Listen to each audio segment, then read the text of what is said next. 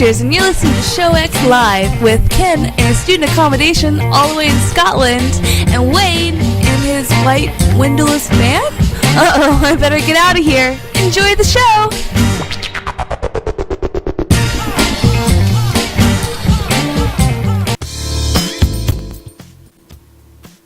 Hey everybody, and welcome to Show X on VTWProductions.com. You're listening live at 11 a.m. Eastern and 5 p.m.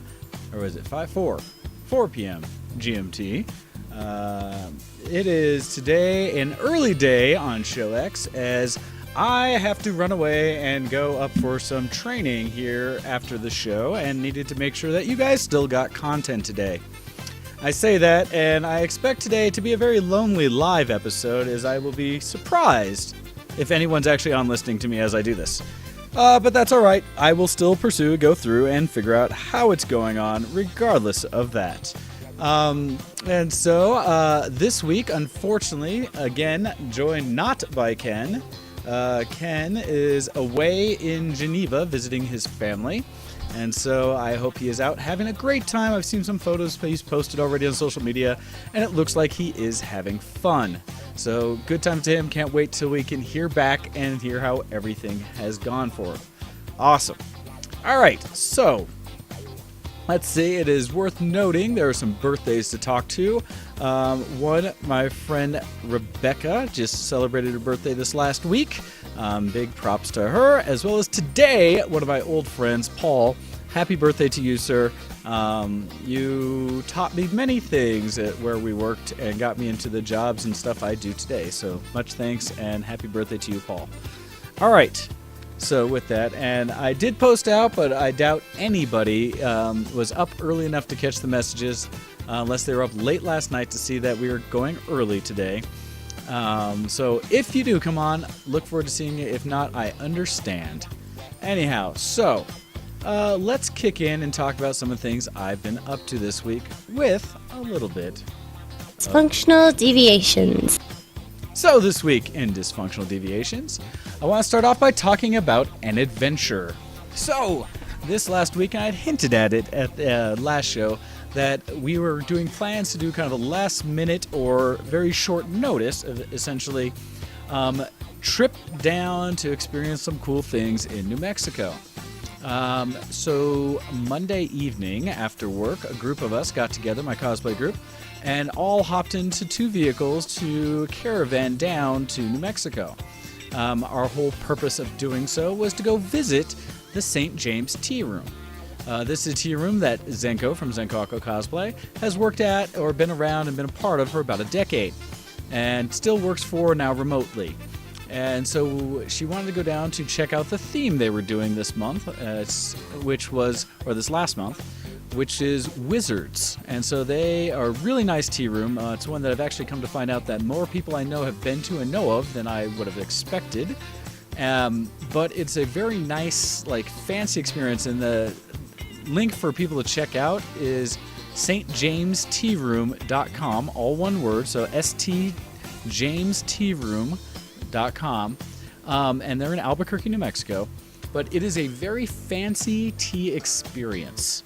The best way I can describe it is that it is fancy in the sense that it is in a nice building with is themed throughout, that they have multiple rooms where you can go and rent or basically kind of set up your own tea time with anywhere from 2 people up to, I forget what the largest party is, but the rooms we saw would easily house 6, or the little areas we were in, and in some cases somewhat more. And there was at least one room where they could tie multiple of the little sides together, and on large events you can actually take care of almost one entire area that can handle, I think it was said something like 30-something to 70-something people, or at least 30-something up to 40 or more people for an event.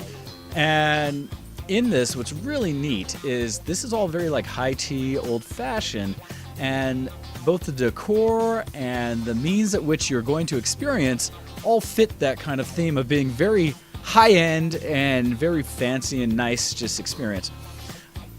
The tea room sets it up for a 2-hour seating with whatever group you do. So you book it ahead of time, and definitely check ahead to book because it's been very popular. In fact, I believe this last month has been the most popular September in their history that they've recorded. Basically, that Wizards theme seemed to do very well.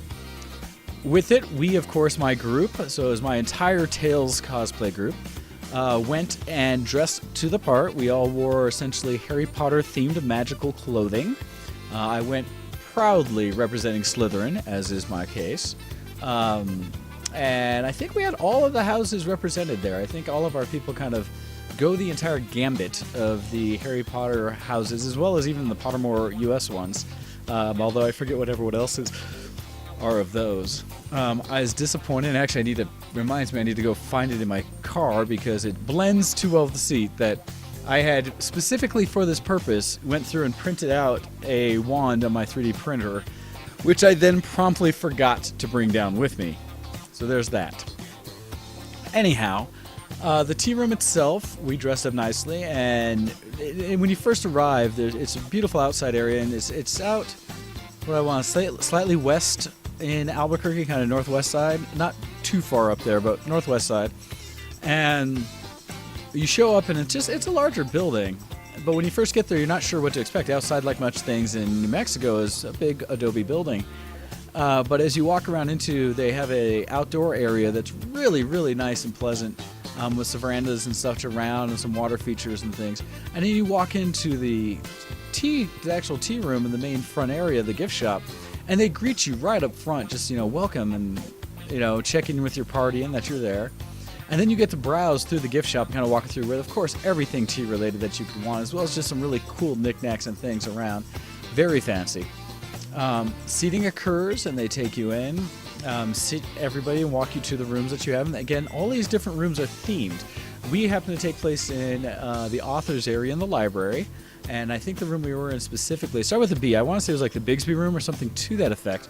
And it's interesting because when you say room, at least in the library, a lot of the other rooms are definitely separate, but in the library, I don't know how many positions there are. Something like at least 8 or so, 4 and 4 on a side, maybe more. But they are all set up with different seats and tables in the middle, of a variety of type. The one we were in were 2 large bench seats that were very old-fashioned. I wouldn't say the Victorian's the right era, I'm not sure, but kind of not truly high back, but these long couches, essentially. They're cushioned very nice with a table in between.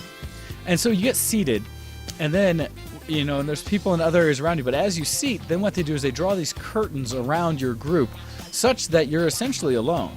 And so even though we were sharing this large space with a bunch of other people, and you could hear through the curtains a slight murmur of their conversation and such, but without really hearing them, it really does feel like all of a sudden you're in your own space with just your group.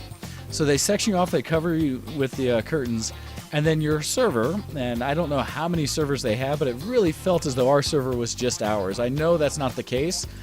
We had Victoria, and she was amazing. As Zenko had told us, she's one of the more experienced servers, because the advantage of going with somebody that knows is that she knew everybody there and knew all the servers, knows the owners, things like that, because she works for them. But able to take us in, and having Victoria, she was very excited to say, oh yes, she's one of our best servers.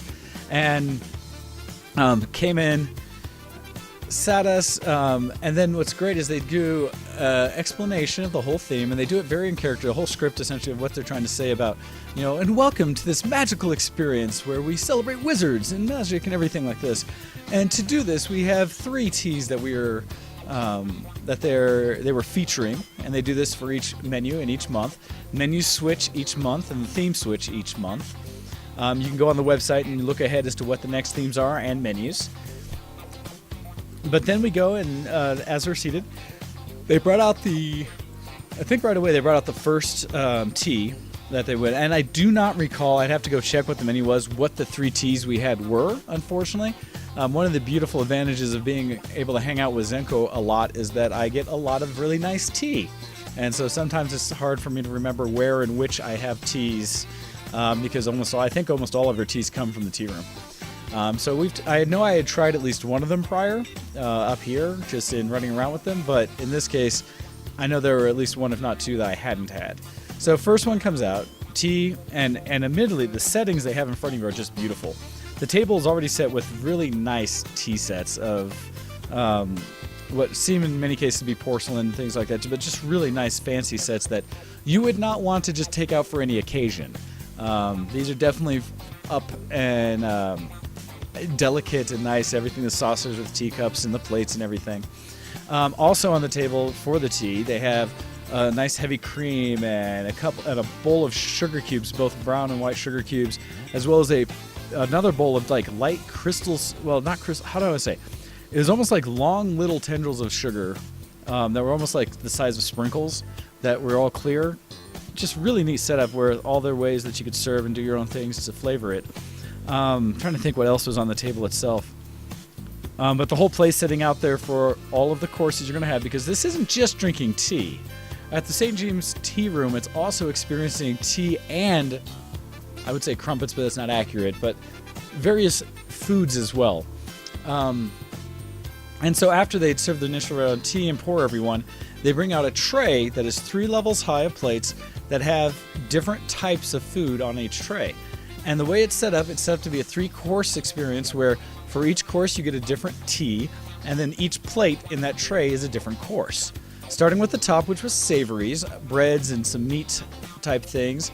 All of them very small, not quite bite-sized, like a little bigger than bite-size, but all very small so that you could fit them all on your plate with each person serving. They bring in one out for a serving for each person at the table.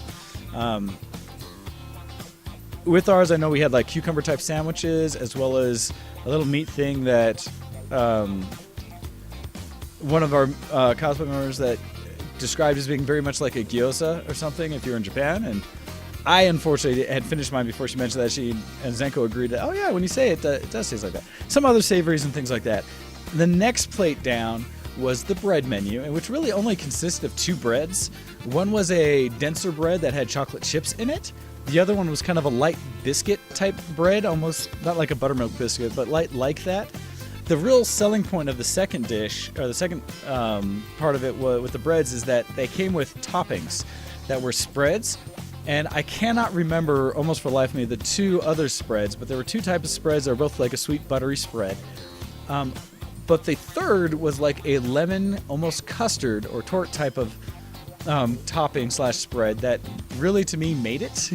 And it was one that highlighted everything else for each of the types of bread, as well as I came to do at the end, I mixed everything in with it to try to finish it off, because it should not be made waste at all, along with the second serving of tea.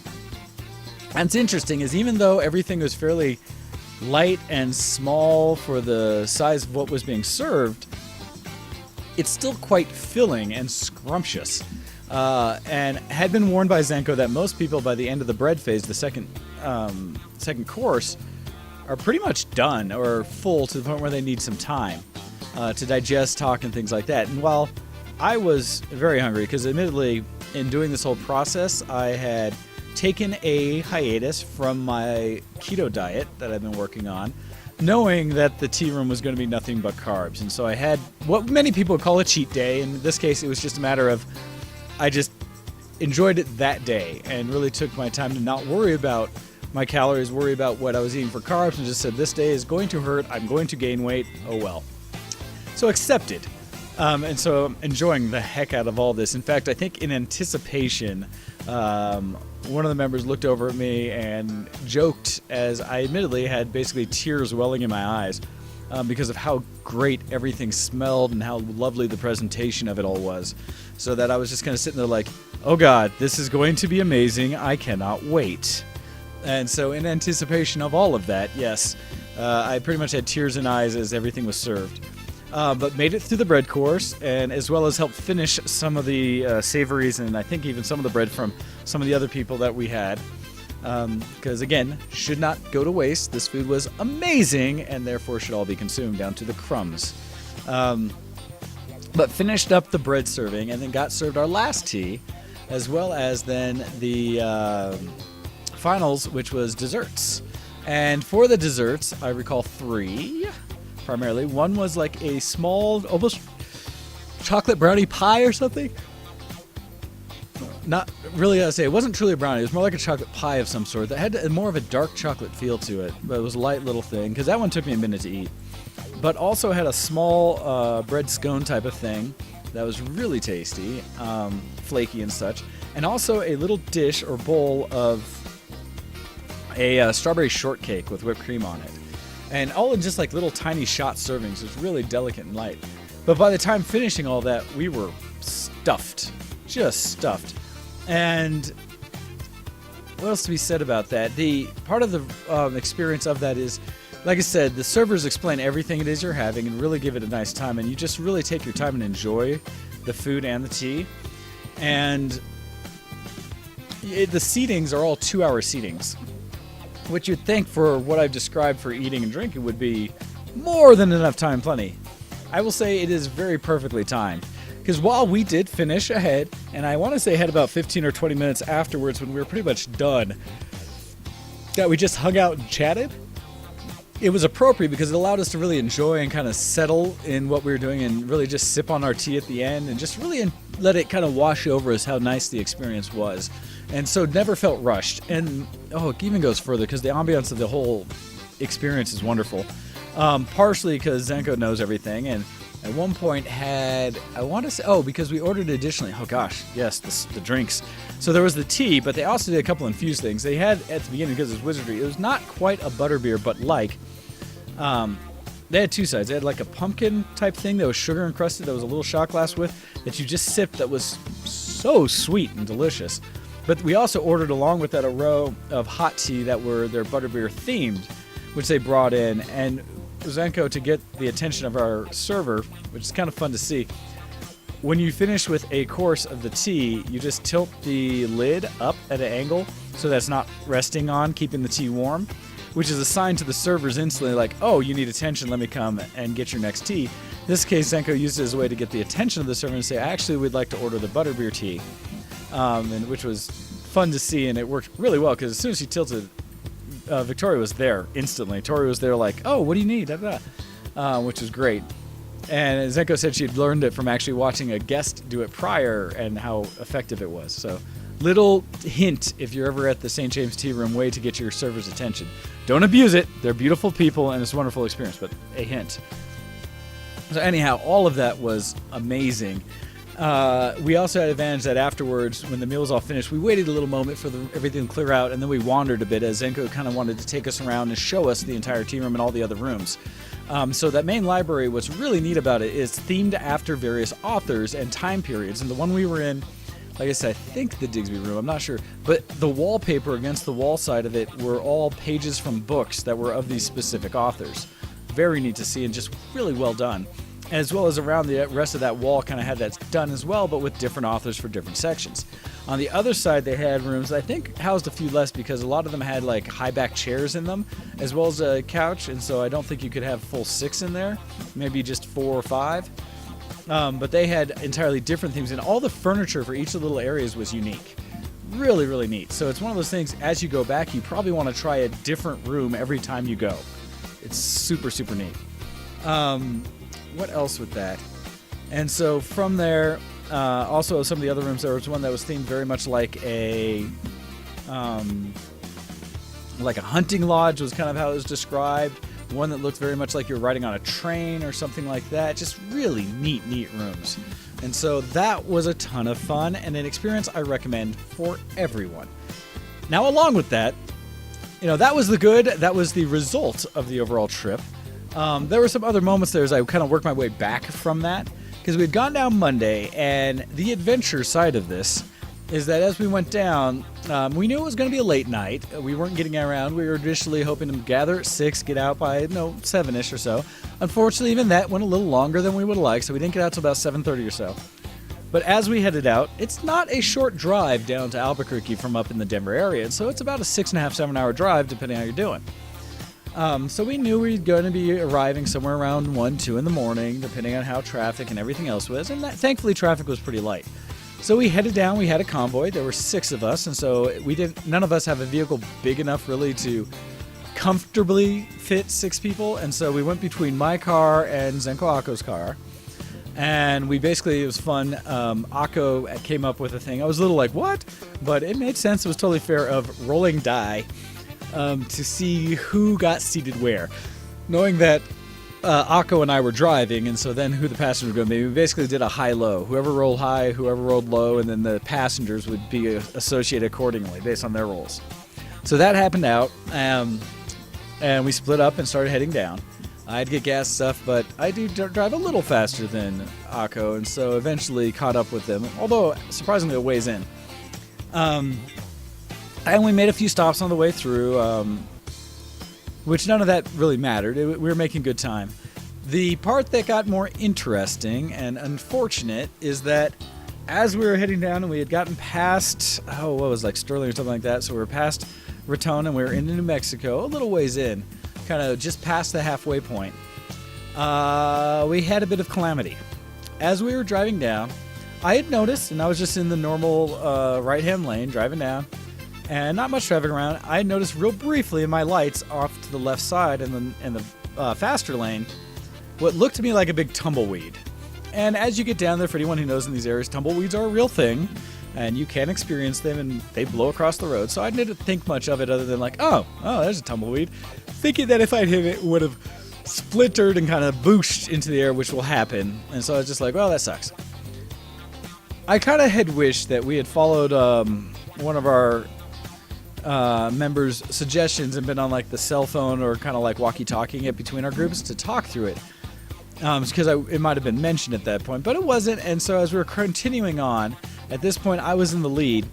And at this point we had just done a transition and flipped up our things. So Zenko was with me in the car. Akko was driving the other one. But Zenko received a message from Akko that basically said, hey, we are pulling off to the side of the road. The car is smoking. We're like, oh no, what happened? Okay, so we found an exit, turned around, and came back and caught up to them. Well, as we found them, yep, car was boiling over with heat. They had the hood pointed. It was raining at this point, and you could hear it just sizzling off the engine. Not a good sign, not fun, not something we wanted to deal with, especially in the middle of the night. So it was like, oh no, what happened? Come to find out that they said they hit something. As they were driving down, something in the middle of the road, they hit that was quite solid, and for the longest time, Akko was saying, thought it was a big rock. So I was just kind of like, oh no. We did some checking, what little bit we could, and it looked like to me at the time, just with light underneath, that the radiator hose had been pulled off of the bottom of the radiator, which case made sense that they were out of fluid and it was overheating, so I was like, okay, that sucks. Well, there was a service area just up the road, so we loaded everybody into my vehicle, so now 6 of us all in my car, not what it's designed to house, but at the same time we weren't going to leave anyone on the side of the road, and made a quick jaunt down to the exit, turned around, and went back up to the service station in the area. At that point, dropped them off. We kind of hung out for a bit, letting the car cool, and then Akko and I put together a kit with some radiator fluid, some distilled water, and things like that, some antifreeze and such. And some gloves so I could go and basically try to throw the hose back on, fill it back up, and hopefully limp the car the rest of the way down. Did that, chilled out for a bit, and finally we made our way back there. And after getting hold of their emergency kit where they had a better light, a headlamp, we did some better analysis. Looking at the car, it was correct that the hose had gotten knocked off and they hit something. But as we started digging in, we started noticing a little more. There was some plastic that had been pushed out from the bumper cover, and I noticed the bottom air dam had been cracked, or I think Akko told me. And then getting down onto the ground and looking, could see that when I pulled the radiator hose up, it had been off for a little bit and been dragging because the bottom of it had been worn through and basically holes in it. And also looked and saw that not only had it pulled the radiator hose off, but whatever they had hit, the radiator itself got crushed in. And that was at that point that I decided, nope, not going to try to bandage this together because this is broketed. It is done. That radiator was smashed, and so whatever they hit was pretty substantial.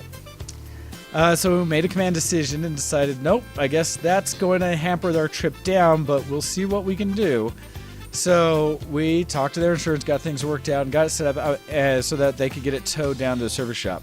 Now, this did delay us a lot, 2 or 3 hours-ish, I would say, behind schedule now as we had to work through it all. But eventually we got it sorted that way, emptied everything else out of their car, filled everything into my car, piled everybody in, and made the rest of the trip down to Albuquerque, which is to say another like 3 hours, I think, in much too tight of accommodations making it down. But we made it safe and mostly fine. The gals in the back had to do some Tetrising and had to constantly rearrange themselves to make it work. And so much props to them for getting through that. And the extra bit of exhaustion of extending that night of travel. I think Akko at the end drove about the last hour of the trip as I finally was done. Couldn't handle it anymore. But we made it in. I think we got settled in Albuquerque somewhere around like 5 in the morning. And then our tea appointment was, I think, 11. And so I got maybe 3 or 4 hours of sleep that day. About 4 hours of sleep. Big props and ups to Zenko's parents for taking us in and allowing us to crash there for the day. That was very kind of them, and it was neat because I got to meet their parents and see a lot into the what made Zenko who she is. That was really cool and made a lot of sense, as well as got to see a lot of her mother's creations because she's been making costumes and doing geek things her whole life, and to the point of like mascots for commercials and things like that her craft does, and she got to show me so many pieces of the craft. So in a way, I got to geek out heavily while I was there, go through their shop and kind of garage some things and just see examples of how to create and how to make masterfully huge things, which is good because I plan on trying to do so myself in the near future, as I'm hoping to be working on my Alphonse Elric costume for Anime Boston. And so I need to get on that, but it was neat seeing some of the techniques they use and such because it gives me some ideas of things I can do. As I will be desperately trying to get that started here shortly.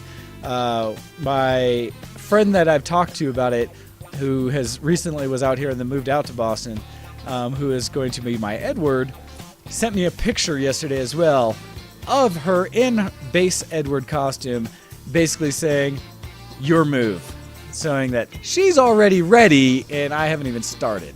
So, I have a lot of work to do, but I have ideas. I have thoughts on how I will get it all done. I just have to start executing, so we'll see.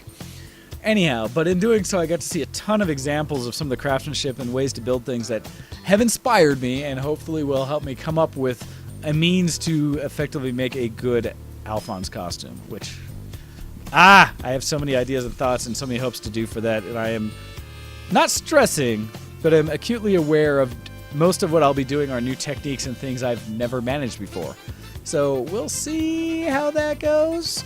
Anyhow, so that was great. Met her family, met her grandpa, all these things, and they were all wonderful people, truly generous and nice letting us hang out there.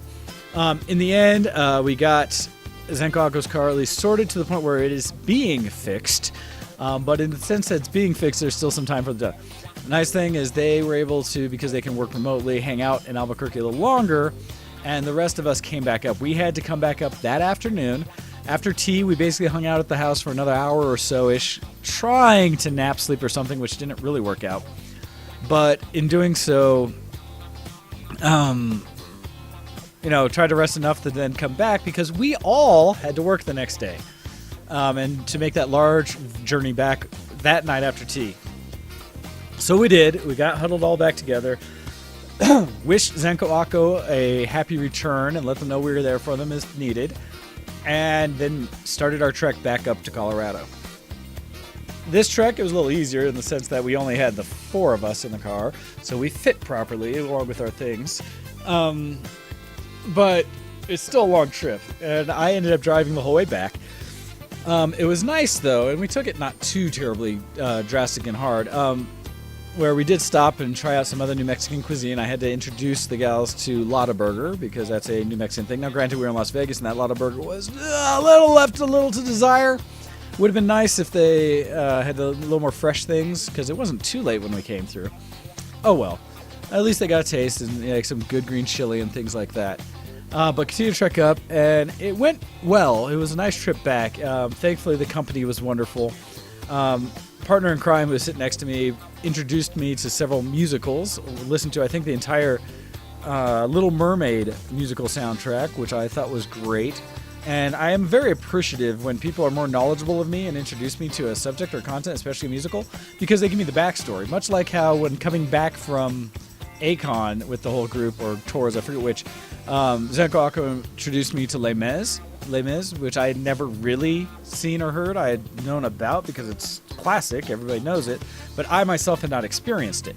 So it was really cool to have them like dictate what was really happening and excerpts from the book and things like that as it was going. In this case, I got to hear all about, kind of the backstory to to Little Mermaid, as well as another soundtrack we did after that, which was Next to Normal. And so it took me through both of these, and we had a really good time of it. Like I said, I got to learn so much about them because of it and really understand and hear the story much better, which to me was exciting. I don't think there's a much better way to experience other than going to the play itself or a musical itself to see it. But it's nice when you kind of have some subtext so that the first time you're experiencing it, you can get some of the depth to what was going on. And as we're growing up, it was great. She would stop it between songs, kind of ask me what I thought and things. And it really allowed me to think about it. And normally I just kind of experience and hear. This had me really focusing and learning what was going on and saying, oh man, okay, so this is what was going on here. Okay, well, here's my opinions of it based off that. That's cool. That's really cool. So both soundtracks, musicals, I would absolutely recommend. Very different reasons. I may have to have her on at some point to talk more specifically about Next Normal. That one was, it's a trip. It's not a happy musical. Talks about some heavy themes, but understanding and listening from all the characters' perspectives was really neat, and it has so much depth to it. So I was definitely learned, and I can't wait to go through it some more to kind of get more of the nuances. But no, that was great. Other than a lot of rain coming back up, which slowed things down and hydroplaning a little bit, but otherwise made it safe.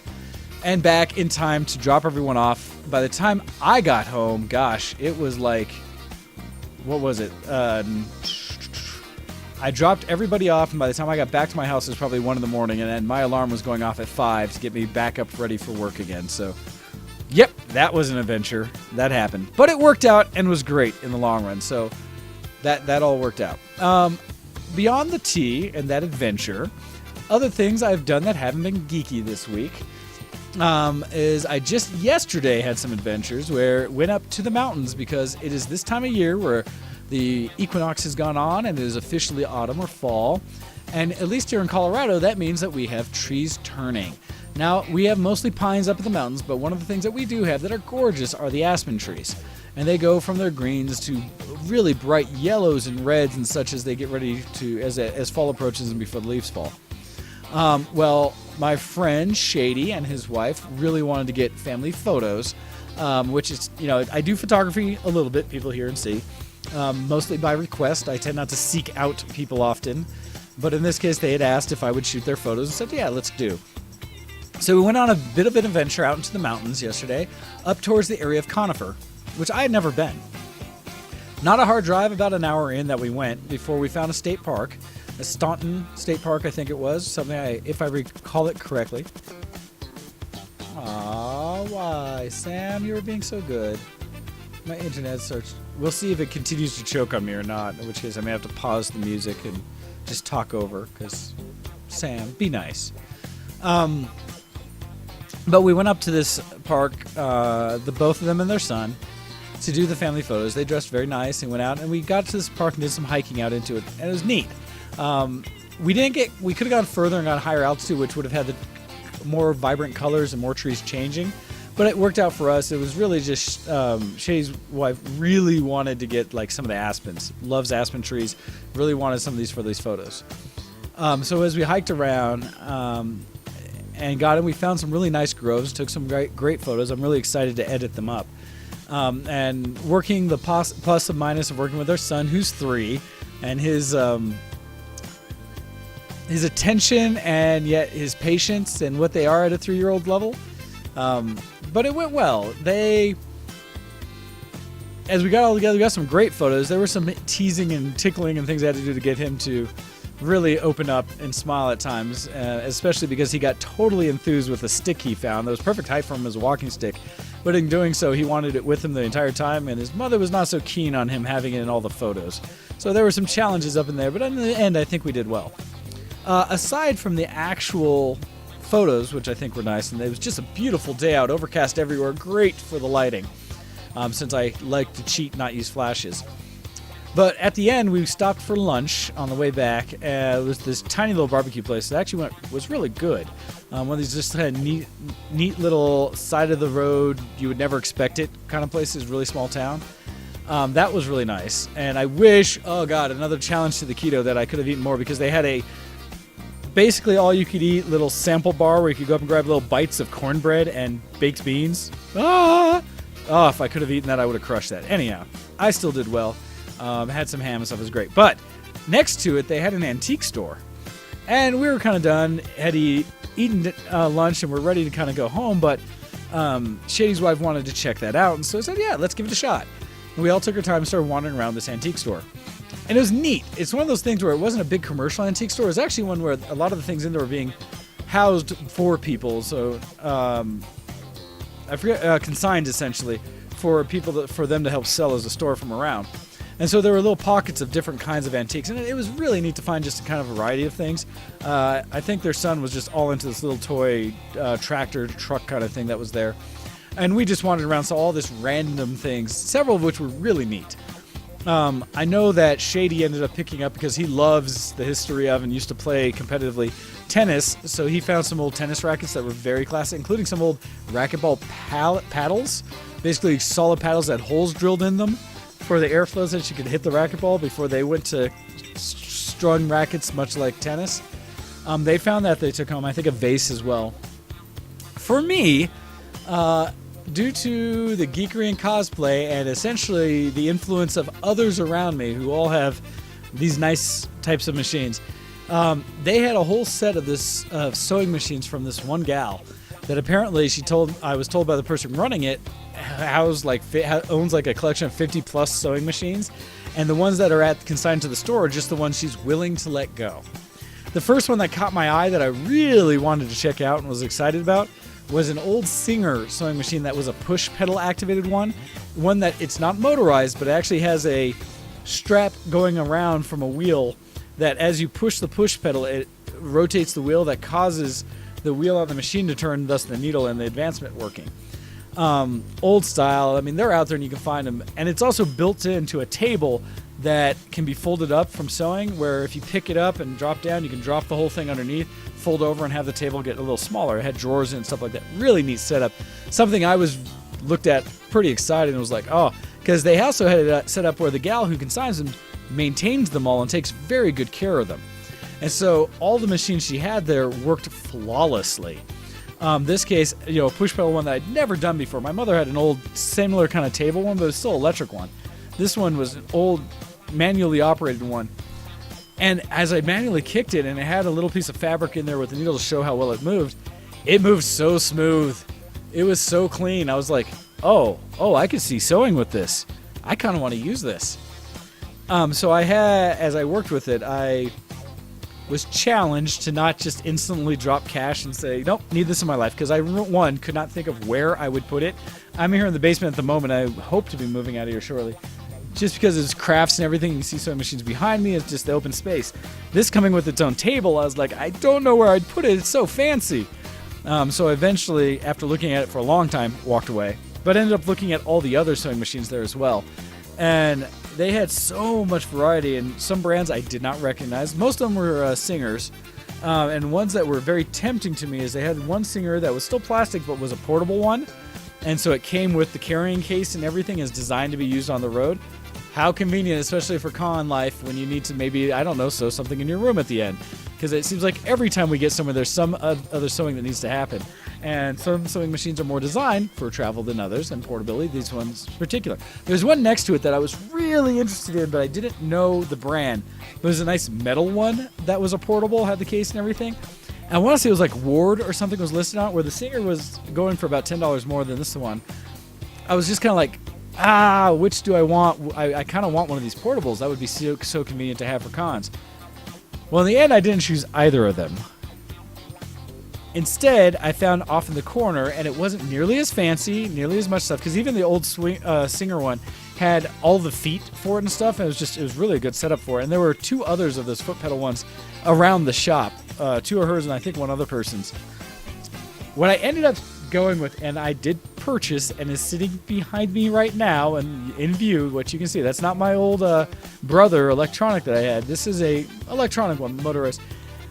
This is an old metal Viking style or Viking brand sewing machine. And my whole draw to it is this was like the most robust, beefy sewing machine I've seen in some time. I say this, Zenko uses entirely, well, not entirely, has an Elna, which is another solid beast of a machine, as well as has a modern Brother like mine, although more modern.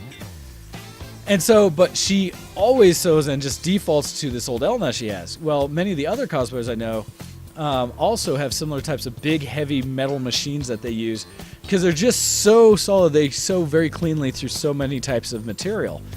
And so I thought, sure, let me give this a shot. And found it. And nice thing is, where a lot of antique stores you go to, they know exactly what they have, and so the prices they have are ridiculous. And what you'd end up paying for stuff, you're just kind of like, well, I don't know if I can really afford that, but I'll give it a try, I guess. In fact, I'm going to do a query right now to see, because I don't know, maybe it wasn't as good a deal as I think it was. Let's see, is this one? I think it is them. Oh, I guess it was supposed to come with a case, although mine didn't. Okay, so the price I got it for was appropriate. It was a good, it wasn't a great, it wasn't a terrible price. It was appropriate. It looks like it was the right price for it, close to, but without shipping or any of the other things that some people offer on it. Although there aren't really that many available, so that makes me feel good. So I'm happy with what I got. Wow, and some people says even when there's like one piece of things they're selling for parts are way more expensive. They're basically what I paid. So this is good. I don't feel bad about it at all. So, but the nice thing is fully, like I said, she services everything, and so it all works pretty much flawlessly. So I'm excited to play with it. I have to figure out how to actually string it all and put it together and get it to work. So I'll have to find some direction. But I'm really excited to check it out because I have played with, in modern sense, Viking machines, but they were modern. The ones in the stores today that cost anywhere from $2,000 to like $4,000. They're made in Sweden. They're very robust, and so this one I'll be curious to play with and see how it feels. See if I can understand the controls of it and make it work. So excited to see. Hopefully that'll help me in my future cosplay. Finally, in my non-geek, because I've been taking up a surprising amount of time talking these stories and scaring away the one viewer that jumped on for a moment. I want to give an update on the kitties. So, as they continue to grow and get bigger and do things, my two kitties, Tetra and Midna, are still little scaredy cats. Now, I say that my friends who've come over and played with them say they are growing. It's hard when I see them every day to notice, but especially Midna, who is the tiny runt, is getting bigger much faster. They're eating regularly and not having to fight over things, and so they are growing quickly. With that, they're still very skittish. I have, just in the last 2 days, decided to just open up the house to a degree where they've been in my room, but now I've opened the door and let them kind of come and go as they choose. They are skittish enough. They still spend the majority, if not all their time in the room, even though the door's open, they can come out. They'll do little adventures downstairs and kind of hide around the table and stuff real quick, and then they run back upstairs if anybody walks or moves anywhere where they can see them. But otherwise, they at least have come out into the world, which is nice. I still can't just go up to them and get hold of them. I kind of have to let them get settled and snatch one of them to actually be able to pet and hold them. So I'm not as thrilled about that as I'd like to be. I wish they would have warmed up to me faster. No, it's understandable. They're strays that have been rescued, and so they're not around people. They weren't born around people. But it's a little disappointing because I'm now trying to provide them this good life where they get to have food and shelter and comfort and not have to worry about things. I've bought them toys and bedding and stuff, and they're enjoying it. But having them together, they're relying on each other, which maybe is for their best in the long run. For me, it just means they're not relying on me. And so I'm still a little separate from my cats. Hopeful that they will continue to warm up, and more so because it would be nice to just be able to cuddle with my cats. Now, granted, again, I've had them all of 2 weeks, so I shouldn't be overly surprised. But it is just kind of like an ah. So, oh well. But with that, they're eating regularly. I was dealing with some issues of them marking areas and such, but I think I've found ways to deal with that, so things have been good the last couple nights. They still have a schedule that does not match mine by any means. They seem to like to sleep all day and play all night. So I have not had I still said it, but I haven't woken up to an alarm for the last week because usually somewhere around 3:34 in the morning they get rambunctious. Today including, as I was trying to sleep in for the show a little bit to get some actual rest this weekend. Sure enough, they were running around causing a ruckus before my alarm. Anyhow, that's great and fun. It's nice because actually seeing them run around and have fun, and when I sat up, them not just dart under my bed, but actually to look at me for a moment and then keep playing was, I think, a good sign. Getting slightly more comfortable with me. We'll see. But they definitely are rambunctious. They were fighting against each other this morning and back and forth, neither one of them being the one winning or such, so I'm not too worried about dominance. They both had their moments and kind of took their time, so that was fun. I am hoping that once I finish the show and I head upstairs before I go to train, that they'll be out amongst the room as well and in my living room or something on their cat toy or something like that. That would be nice. It'd make me feel better about the adoption that I've made between them. So here's to hoping, but we'll see. Right now I'm still in the early stages. I did get a chance where Zenko got to play with Tetra for a while, where Midna just continued to be completely hidden and back in the one corner underneath my bed where you can't get to her. I come from one side, she runs to the other, come from the other side, runs to the back. Cannot quite get a hand on her, so I have not been able to snuggle her again and let her know it's okay. Oh well. They're little fatties. They love to eat, but I think they're finally getting full enough that they're managing better. I still do not let them just have access to food because last time when the food bag was out, they grabbed hold of it, opened it up, and were in it. So I keep having to still keep it inside the shower behind closed door. But we'll hopefully keep giving updates. I want to get to a point where I can kind of give regular updates on them where they're not just under the bed. As well as there's a thought, and I don't know what to do with it yet. I want them to be comfortable with me first, but a thought that I may try to, and this goes against so many of my things about animals and clothing, but pets in costume I think is silly most of the time. But I am willing to tip the scales a little bit when I thought, but what about pets in cosplay? Partially because I kind of want to get them each something that fits their namesake from the Zelda games as to where they're named and try to find them costumes appropriate. Not just regular costume, but like cosplay, so it's something specific. That I feel like I wouldn't feel as dirty about and could get behind. We shall see. Anyhow, I think that is good for my kitty updates and all the things I've been doing that haven't been geek this week. I apologize for rambling on so long about it, almost taking up the whole first hour with just non-geek stuff. But with that, I think it's appropriate for me to switch things over. I'm a geek. Are you a geek? Geek cred, level up! Where I don't necessarily have a ton of things geek cred, but at least some things to mention. First things first, as we are getting up close to, I guess I could call it the witching hour, the disconnect hour, as it's been the last 3 weeks with the show. I got furious last week about my internet and the fact that it cut out right at the midpoint of the show. In fact, what would be essentially about 5 or 7 minutes from now is when it was starting to die. So I called my service provider and asked them WTF with some angst. Which they had no words for me other than, well, they checked my modem remotely and said that it was getting very poor signal, which they needed to help fix, and so they would send a tech out. So eventually a technician did come this past Thursday, and it was a challenge because a business account is one of those miscommunications where I was at my day job, where my business account is supporting the podcast network, and I don't actually get paid for it. Not truly a business, but I need it for the internet to try to keep them solid, right? That makes sense. So the gentleman that came, the tech that came to help, actually showed up at my house like an hour earlier than even the window. That never happens. I'll give the service provider that as a dang. Showed up early. In fact, it felt bad because by the time I got it, there's a text on my phone saying I'm here, an hour early. I was like, oh geez, so I had to rush home. Got there, and he discussed it made sense that because it's a business account, they assume that it's a business. It'll be open. You can go anytime. It's like, well, it is, except that I wasn't there. Anyhow, he was nice enough about things. Said he had already had fixed and understood the problem because he'd gone to the outside of the house and seen where the connection came in. Came downstairs and double-checked on things. Well, apparently. All right. And I still have questions about whether it was really the way it went or not, or just anyhow.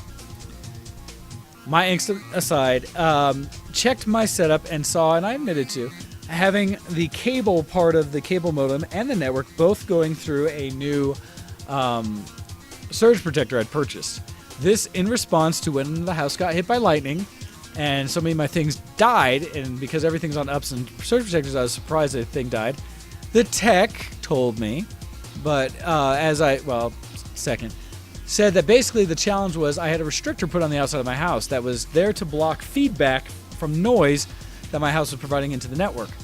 And he said they do that when something in the house provides too much noise out of it, and he figured that me putting the cable through the through the surge protector, the coax, was causing the noise, and therefore why they were capping on the outside of the house. He says specifically they did that so that we would call and ask for them to help, and he thus would come out and explain it. Fine and dandy and all. I was a little annoyed though, because I was like, then how do I protect myself from something coming through the coax? He's like, oh, it doesn't do that. It never does that. It's grounded on the outside of the house. I was like, you say that. Experience has told me that my house got fried, and yes, everything was grounded. So how does this work, and how did it come directly through the network? Anyhow, that be it may, and maybe he's correct.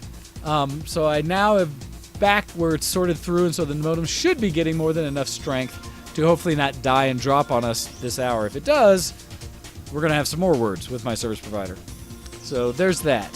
So I'm a little angsty because then also talking about surge protector, stuff like that, the gentleman said, or the tech said, well, the only way you can really protect your whole house from lightning is to get a whole house uninterrupted power supply, UPS, uninterrupted, and that can separate it out. All this little stuff, you get these littler ups and surge protectors, they won't do that. They won't do anything like that. Sorry. I was like, I disagree. I don't think they're a complete waste. In the way ups work as a whole, they're a separate power loop. They don't actually touch, so it should still help. Anyhow, I had my little angst about his response. It was all my fault, and there's nothing I could do unless I did this other solution. So I was just like, really? Anyhow. So they got it. It seems to be sorted. Again, I haven't had dropouts, but the only time I was noticing it was during the show. So hopefully that won't be the case going forward. We'll see. I'm now at risk again, and that the coax is coming directly in. So hopefully no more lightning, nothing else strikes out, nothing else fries all my equipment. So we'll see how it goes forth. I am hopeful. What else with that? A little side note, as I was just thinking about with technology, I was looking at my monitors, is also yesterday as I was finishing up with the photos, Shady, I helped him finish setting up his computer so that he could actually have his nice, beautiful monitor playing on it. His big 34-inch widescreen that his wife had got him for his birthday around our earlier in the year Game Fest. He is notorious about getting things home and just not setting everything back up like he should. We did that as well as we swapped his video card because he was still running a 1060 in there, and he got hold of a 1080 from El Campo, and so we made sure he got that all set up and going. So I was happy to extend the life of some of the computering that's going around the group. All right, after that, actually, I think what I'm going to do is go ahead and take a break, slightly early break here, just for a moment. Going to go ahead and play a song here as I go get a drink, since I've not been doing anything else like that. And then we'll be right back after this with a little more geek cred about what I've been doing that's been geeky this week. And I'll be back. The song you'll be listening to, unless it does something silly here, will be Omnipony, My Little Changeling, a My Little Pony themed song. That'll be coming in from OC Remix, I believe is where I got this one. So listen to this. I'll be back in about 4 minutes from the break, and then we will continue to chat. So with that, you're listening to Show X on VTWProductions.com, and I will be back after this musical break as I get a refreshment and let my voice rest for a moment. Thank you guys, and be back shortly. Send in your emails to showx@vtwproductions.com.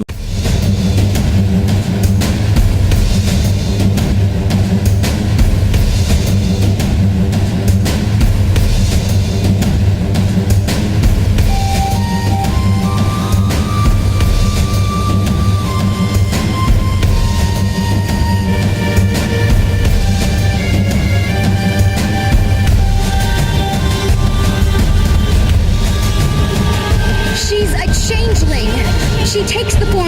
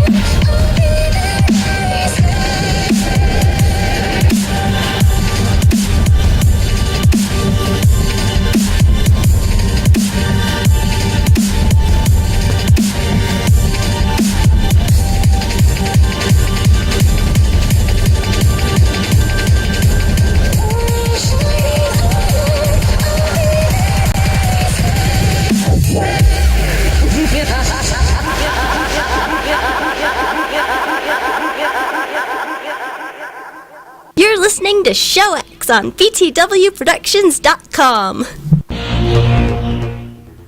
Hey, everybody, and welcome back to the show. So, yeah, off the bat, I also have to look and say, really, friends? Really? Challenges, because I have things scheduled already that I have to do. Like I said, I have to go punch people and get punched, thrown around and hurt. But I have people trying to invite me to do other things, which I'd like to do as well, because I'm realizing how much of a social person I tend to be, an extrovert, and require some interaction, and yet I'm suffering for not getting all the interaction I want because I'm a selfish little butt. But, whoops. So I'm going to not be able to do all those things I want to do. That's all right. Let's see.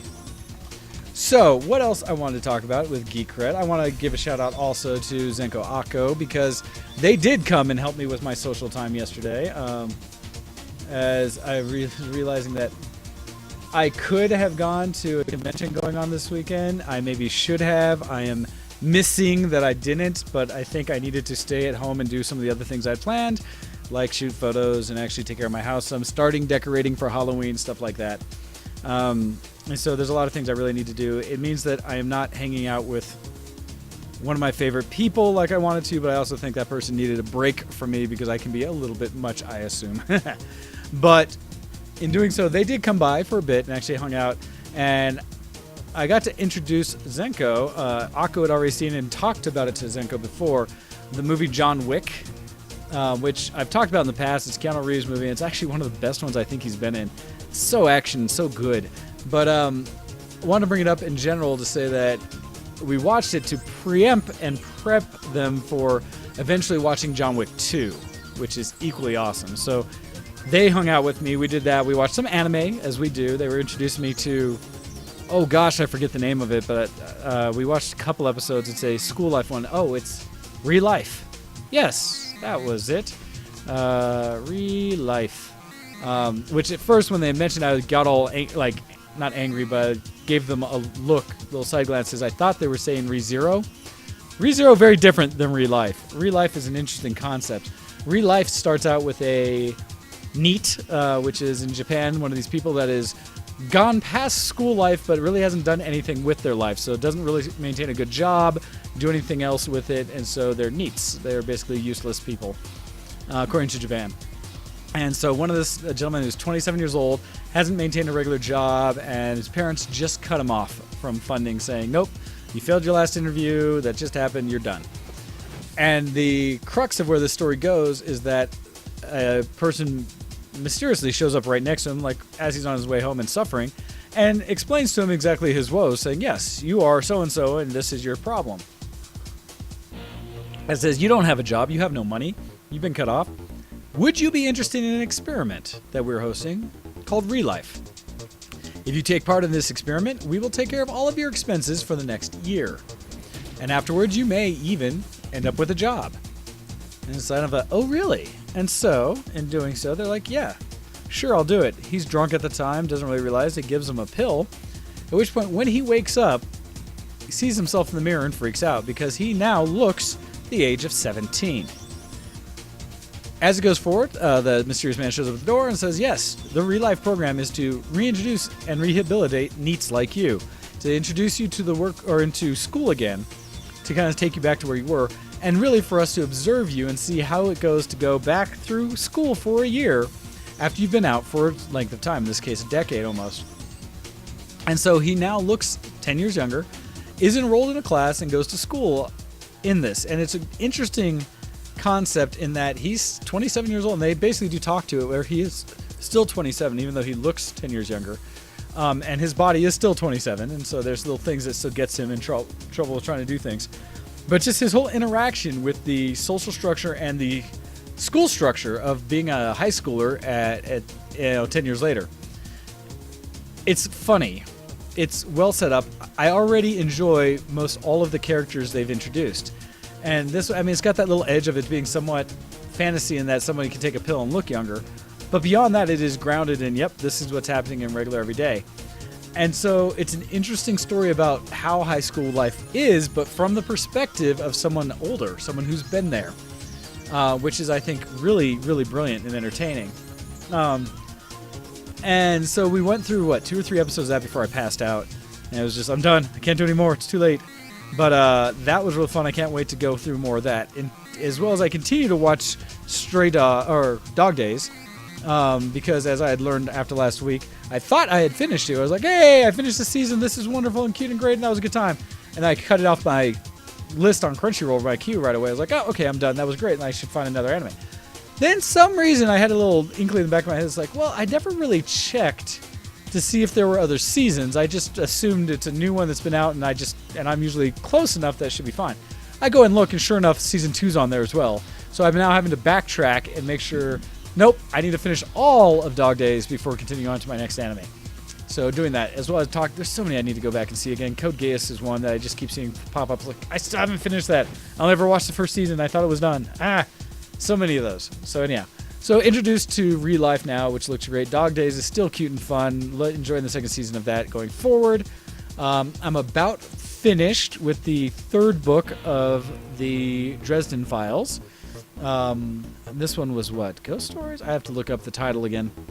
But I'm almost done with that, which means I need to get on and order the next 3 books from my friend, if you will, Jim Butcher, my acquaintance Jim Butcher. I need to order his next books. It's funny, too, because I'm not, trying to tell him that I'm finally reading his books, but at some point, I'm hoping to be able to at least come back and say, hey, here's why I liked him. Awesome dude. And start his other series, because his other series are equally good. All right. So, good, bads, and uglies. One of the other things I've run into recently that's been ugly is my 3D printer. This is kind of like, not a broken record, but something that people should be aware of. The challenges, as I put it, are disadvantages of being a Kickstarter to a project. So I kickstarted the R1, and since Akko had picked up an R1 that was much later in life, and I could compare the two and say, wow, you guys fixed so many of the little nitpicky problems with the original launch of the R1. It is almost an entirely different machine and runs great. And that reminds me, I need to hit him up to help me print a project that I'm stuck on because my printer's not working right now. So I may be doing this shortly, and I may have to bring down my R1 and actually try to service it as well. I need something printing. As I was going through it, I've been getting a heat bed issue because my Pogo board died again. I talked about this before, where the Pogo board initially, it's the board that's got little springs in it that calves all the connections so that the hotbed you can attach and detach very easily. just picking it up. While a great convenience feature and something that's nice about it, apparently the actual Pogo boards are terrible. At least the one I got with it and the one that came next. The one next even less so, because the first one lasted me months at least. This one only lasted me a month. And I was kind of surprised because I had just finished printing of a mech for a friend, and there was a firmware update. Did the firmware update. I didn't even touch the build plate. I don't think I took it off. I might have. I didn't think I had taken it off for the mech. But it was there, and when I went to start it again, it gave me an error saying that I'm getting an unhandled exception off of the heat bed because it's not reading it. Awesome. Or it's not, well, in this case, it's not heating. It's reading the temperature, but it's not heating. And so it's just like, well, thank you for that. That's great. And sure enough, I open up the board, and 2 of the pins on the Pogo board of like the 5 are depressed again and cannot raise themselves. So there's no connection happening. Great. Part of me wants to take like little bits of metal that would fill the gap and put them there to see if that would bridge it, just so I could keep going. But I know that's a bad idea. Not to jury rig it and break the machine. So anyhow, one of the disadvantages of kickstarting something is that when it comes out as a new idea, and it's kind of like first adaptation of anything you do, if you adopt a brand new vehicle, brand new technology of any kind, there are chances that it will not work 100% according to spec or how it's designed or hoped to work. In this case, one of the things around the community has been the failure of that Pogo board, as well as, like I said, my Z-Axis, which I still haven't seen come in the mail yet. I heard was put on ship for me, but haven't seen actually make it here, which disappoints me. It'd be an opportune time for me to replace that piece so I could get cleaner prints as well. Anyhow, so waiting for that to come. And in the results of this, now I'm hopeful. This happened a lot with the R1 as they adapt and go forward. Robo 3D, if nothing else, is a reactive company, and they try to improve their product.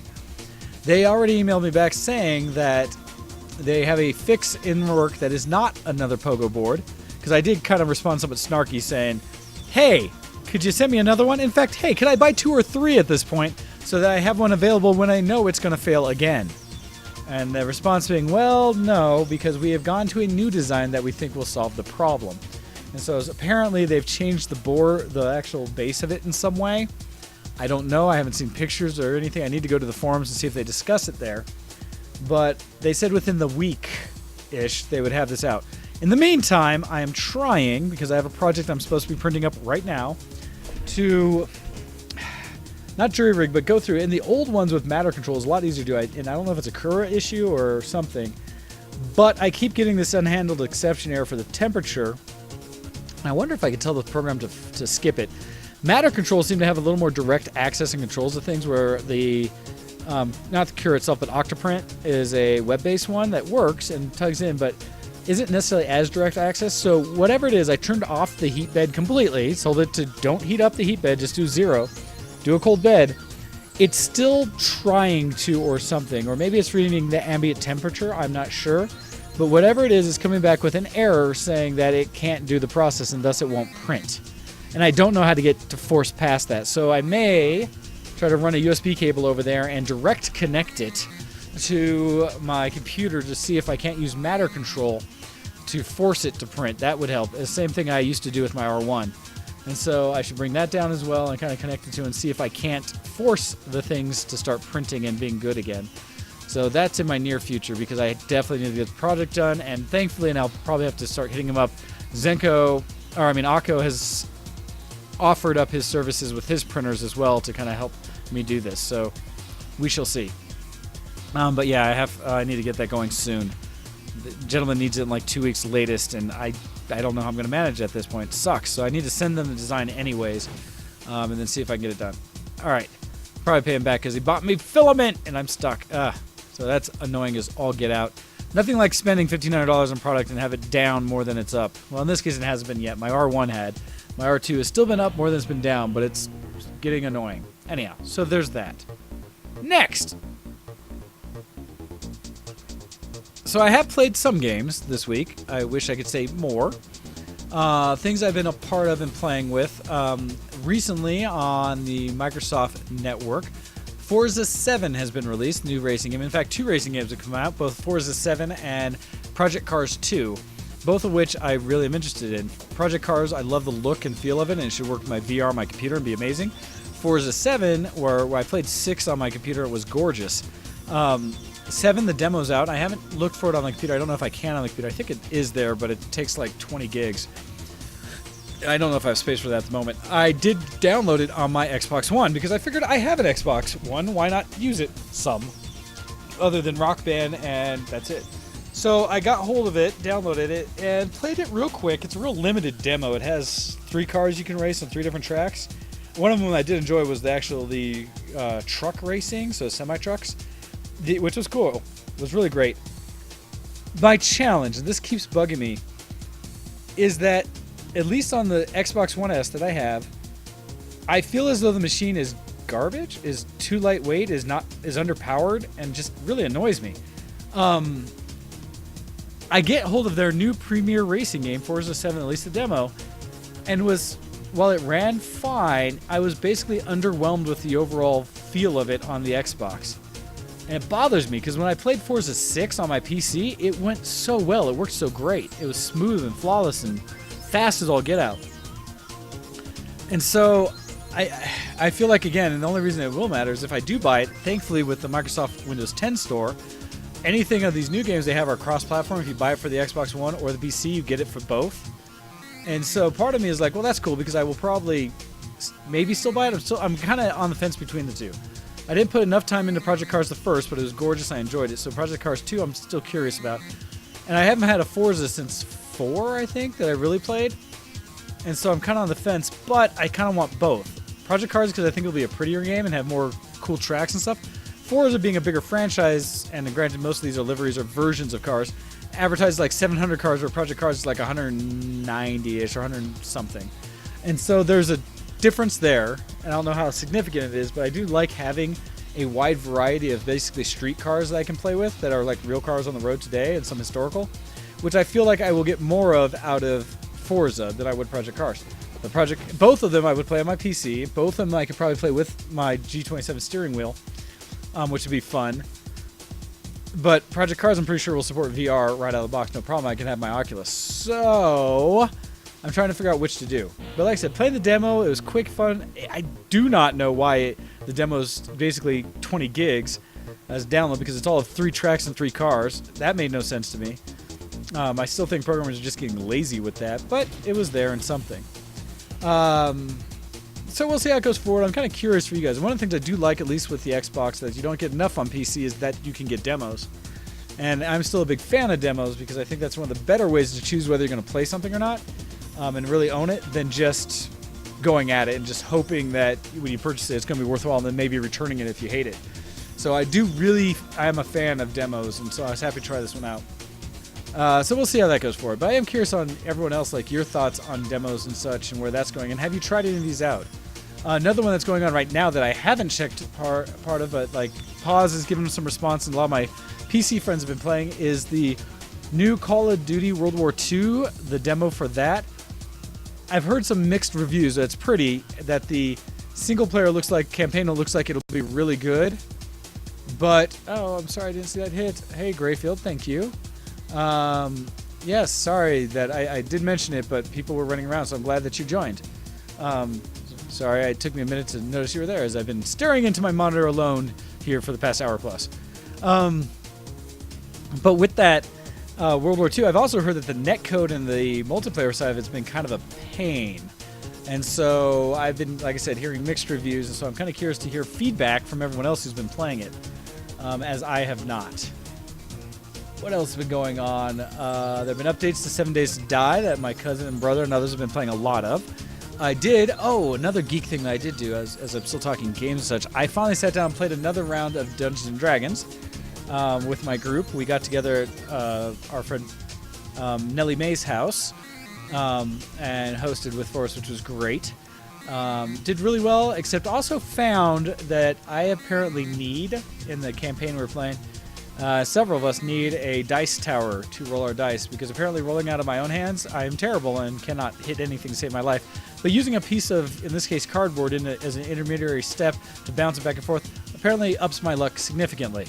So in that, I've been looking online at 3D models and have found at least one I want to try, that if I can get my 3D printer running again, I'm going to print my own die tower to be able to throw dice into and have it hopefully help me with my rolls. But played again, continuing the campaign we've been on, and it was a lot of fun. It's been a while. And I keep struggling as I'm away from D&D to decide whether or not I like D&D. Because when I'm not in there, it seems a bit of a hassle to get together and play and schedule everybody. When I am playing, it's fun and entertaining, and we're laughing, and it's just good challenges throughout. And so worked out. We got through things finally well, even though we almost died in another dimension this time. But it went well and was fun. Yes, I'm sorry, Greyfield. I started even earlier today. I did put a post out to try to remind people, but mostly because to give myself enough time to, after show, get everything collected and then travel an hour plus up for training today, I decided to start even earlier than I was going to. But the nice thing is everything is going to be an archive, and so as soon as I'm done, you can go to the YouTube link and watch the entire show. So there's that for everyone. You will be able to learn about things like, in the background, if you see on my stream, the new Viking, old Viking sewing machine I have there and how that was acquired. Things like that. So teasers to what might have been missed so far. Anyhow, so there are these other demos happening. Like that. Okay, I played D&D. Tons of fun there. Look forward to playing again. I think it won't be this coming weekend, but the weekend after. I think we're looking at dates. So we'll see how that goes. Try to get that in again. What else? So, other gaming. I played a little bit of League of Legends. And I think, what was the last match we did? Oh, we crushed. It was just an ARAM, but crushed the other team. I was playing as, because I did surprisingly well for a character I don't play a ton of. Gosh, I forget who I was playing as, but did really well. And then also had, oh yeah, so online stuff. What was it? The SNESes, as Greyfield's bringing up, the throwback SNESes. Some discussions about how worth or not they are. There's a lot of discussions that say if you have emulators, you don't need a throwback. But I do know some people that actually got in on the new buys, the new pre-orders for them. It didn't seem like it was quite as clustered as it was, where more people who were getting in were getting them, and they weren't selling out quite as rapidly. So, as Greyfield's mentioning, was able to acquire 4 of them, and so we'll be gifting, I'm sure. I already know some of her target audience of where those will be going. And so congrats, and like I said, it seems like people have been this time around at least, it's been a lot better and easier for people to actually acquire these retro Nintendo systems. So this is good. It's almost like Nintendo actually wants people to be able to own them and not just tease people and release a dozen of them. So this is a good thing. So did that. Played a little bit of PUBG today with Brock and Tromad. Did not have much success, but it was entertaining enough. At least killed one person, myself, but we didn't have the best of drops, and when we did run into things, it wasn't very clean. But we were kind of in a rush so that we could get started on the show and things like that. But the other thing I've been doing gaming-wise, I think that's all the games. The final one that I was going to mention is that I am still streaming somewhat. I'm trying to decide a better way to let people know, because it's not entertaining. It's terrible. It's just more like throwback for people that are curious. Is I am still playing through the Zelda series, or trying to, and I'm still in Ocarina of Time, because I cannot crush these games because I don't know how. It's my first time. Even with guides, it's taking forever. And the other thing that I'm trying to do with it is, as I am now approaching, I just finished up the Fire Temple, and I've gone through the little ice plains outside of Zora's Realm. I am essentially about to enter the Water Temple, which everyone around me has told me is one of the most awful, or how do they say it, the most memorable experiences they've ever had in playing games, and have challenged me, at which point I have accepted, at the moment, said challenge, to play through it without a guide, and to just go in cold, having no idea what I'm going to get into. So as I'm doing the last little bits to get me to the Water Temple, I am then going to shut down my guide, streaming the whole process of frustration I'll have, as I will try to play through the Water Temple. I don't know when this is going to happen, but yes, it's going to get there. We shall see. And you say this, Greyfield, about exciting. I don't know if exciting is the right word, or what is it when you know you're about to put yourself through horrible, horrible pain? I don't know what you call that, other than maybe I'm just a masochist. I don't know. But it's about to happen. And so I'm trying to think of best ways to strategize how to do this. I normally just play a game. This time I feel as though I may need to go in with like graph paper and note paper and stuff like that to like actually track everything I'm doing to try to figure out what the mechanics are without knowing anything about it. And with at most having people laugh at me in my stream as I struggle and fail. But I'm hoping to get working on that soon, as I also need to do lots of photo edits to get caught up. I've had a few people bugging me like I asked them to get things finished up, as I'm also trying to get ready for Halloween and other events that are coming up here in the near term. So I have a lot going on, and yet it's crazy because so much of it is not exactly what I want to have going on. Weird place, weird thing. But anyhow, lots to do with that, lots to accomplish. So we'll see. What I'm really looking forward to in this whole Zelda process more now is to meet the namesakes of my cats, as they were suggested to me and given me personalities behind. So I now actually want to play one of the games to actually meet and see how well those personalities match up. I also need like my gurus next to me to explain more of the lore behind Zelda, because again, that also makes it much more interesting to me, where while just playing the game I may miss some of those nuances about why some stories are so great, and as I keep hearing about it, the stories behind Zelda are amazing. And so with that, I need to play them to actually have experienced it. And so I'm hoping to do that here soon, as I also try to prep for everything else in life. So those are main things I have been doing and prepping and getting ready for this week. That is, I think, all I have for both my non-geek and geek this week. Everything else I was going to do is going to be somewhat news-related, although I don't necessarily have a ton to talk about. I've seen a few stories, and so I was trying to remember what things I had coming up, but I swear I'd emailed myself something and it didn't come through. So that kind of bugs me. I'm trying to remember what story it was coming through that I was really wanting to be a part of. Grrr! Alright, so with that, I looked through and I have some older things in my list that some better than others. None of them are like amazing. There's a couple I could go to. I was also looking at, was it Kotaku, Kotaku, but at least there were some stories in there I thought looked like they would be okay. Let's see. Oh, there's a deal for the Legend of Zelda Encyclopedia. I should at least look at that. As I'm talking Zelda things, maybe I can read through and learn more. What else is there? Could buy a Switch. Why would anyone do that? I thought I saw something I cared about in here a second ago. Speedrun information, which is all great. Some Gundam things. Nope. They had the closer look at the SNES Classic. There was a note, although I tried to find it on Steam and didn't find anything on it, that they have the original Fallout is free on Steam now. And like I said, I had opened up that article, and we'll see how much this hurts my stream as I go to it.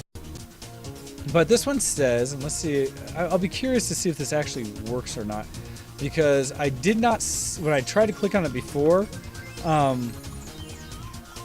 didn't see any actual, I went to Steam and didn't find it. So anyhow, the article comes in, this is just, it's good for history as we're talking. If you didn't take your first trip to the Wasteland until Fallout 3 or Fallout New Vegas and want to see where it all began, here's your chance.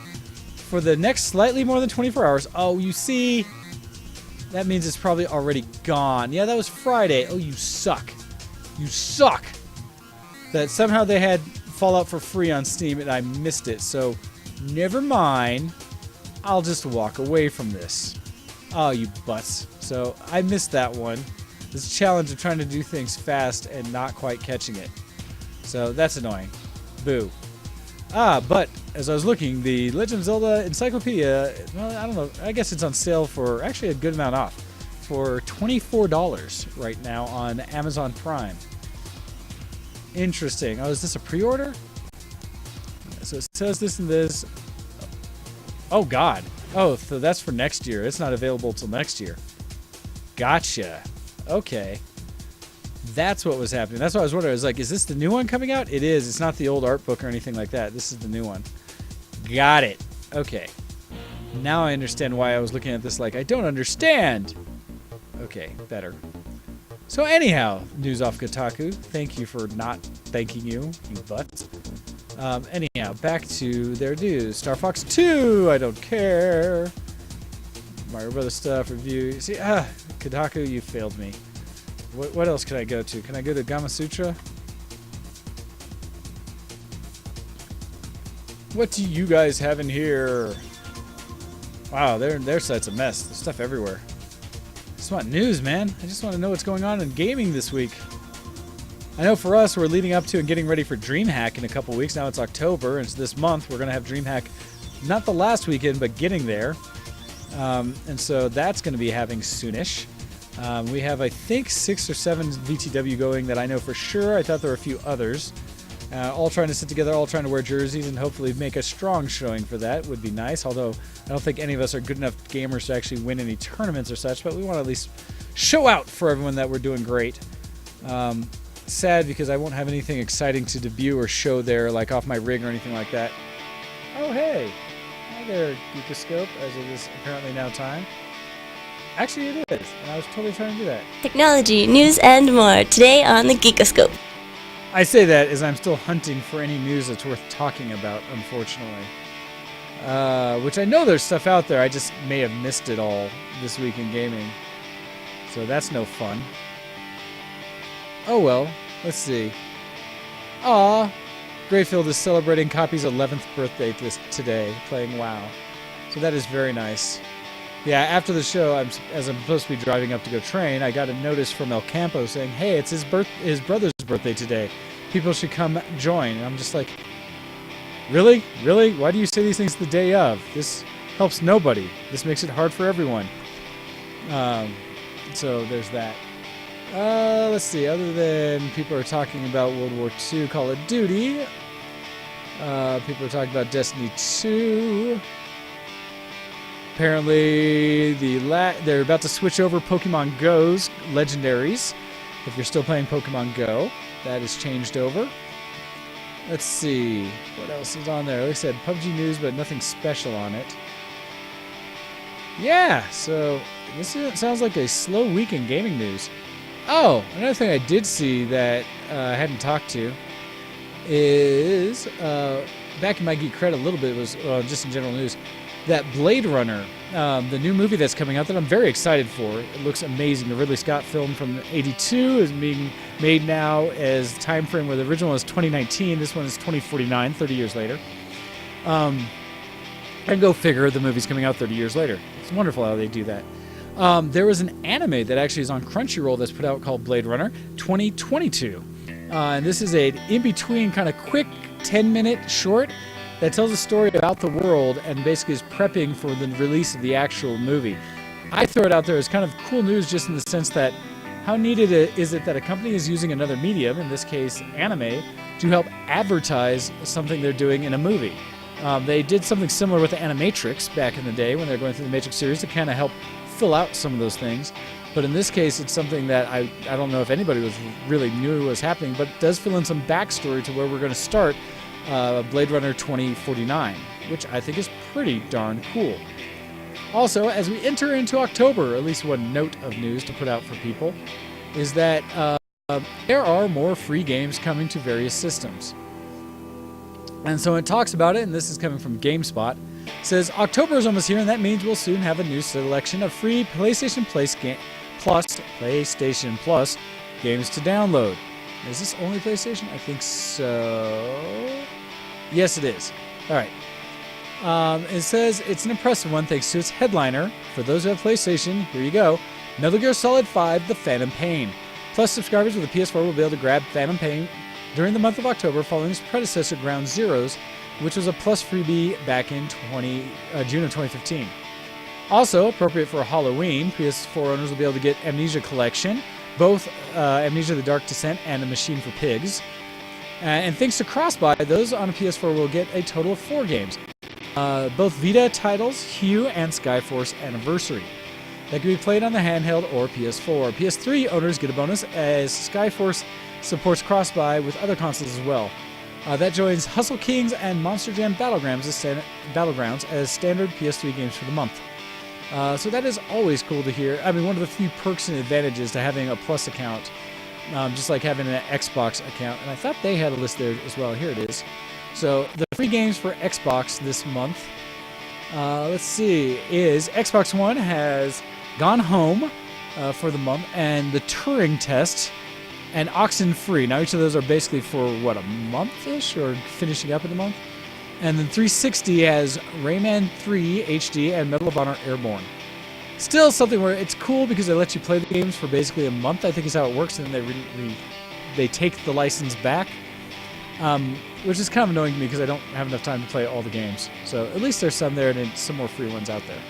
Other than that, there was a trailer for Red Dead Redemption 2, which I still have not watched. I know 1 was amazing. People loved it. So I should pay more attention to that.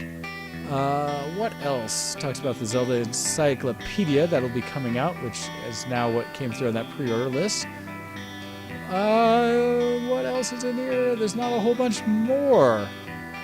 So unless there are topics that, again, Grayfield, you'd like me to discuss, I'm struggling to fill out the rest of this hour, which is unfortunate.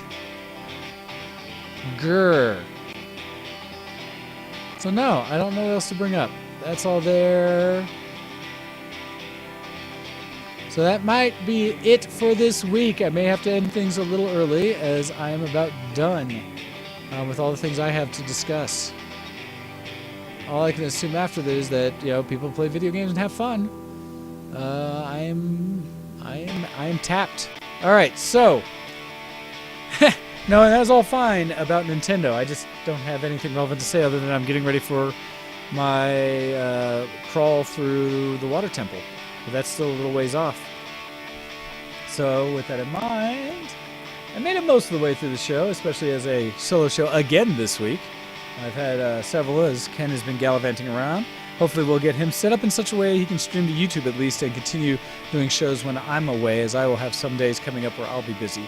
So I'll figure that out. Other than that, coming up this week, I have things with Zombie Crawl, so look forward to that kind of spooky stuff next week.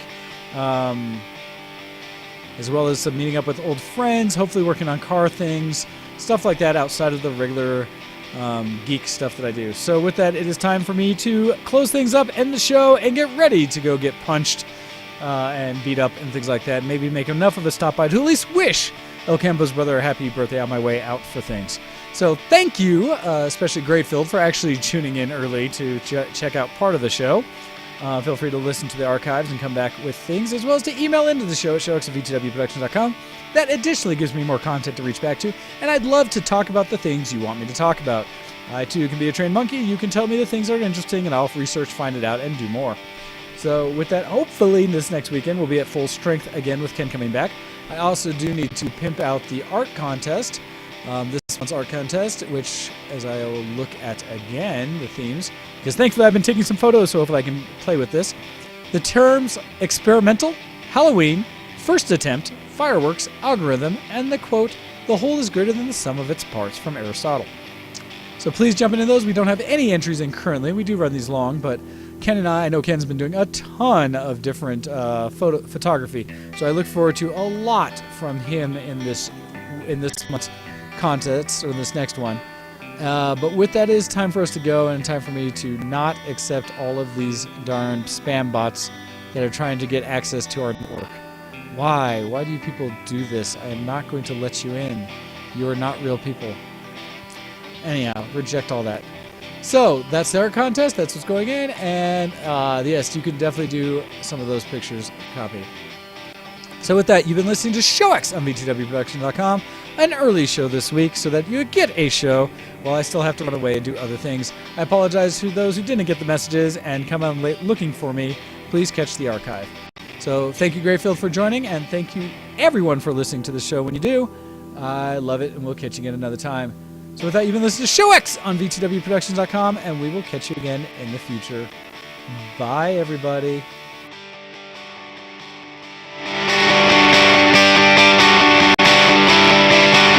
Goodbye.